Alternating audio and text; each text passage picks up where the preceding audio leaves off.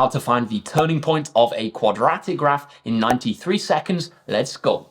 When it comes to finding the turning point of a quadratic, guys, there are going to be a couple of different methods that we can use. My personal favorite is going to be to use completing the square. So I'm going to show you how to do it that way. Let's have a look. The question says, calculate the turning point of the graph with equation y equals x squared plus 10x plus 24. Now, we can tell that this is a quadratic because of the x squared. How, though, do we find the turning point? First things first, we're going to complete the square. So we're going to write out that y is equal to, we're going to put our brackets in. There's going to be an x at the front. We're going to look at the number next to the x, which is 10. We're going to halve that. It's going to give us 5. So we're going to have x plus 5 in our brackets. We're going to square those brackets. We're going to copy down that plus 24. And then we're going to look at the number in our brackets, which is 5. We're going to square it and we're going to take it away. 5 squared is 25. So we're going to have minus 25.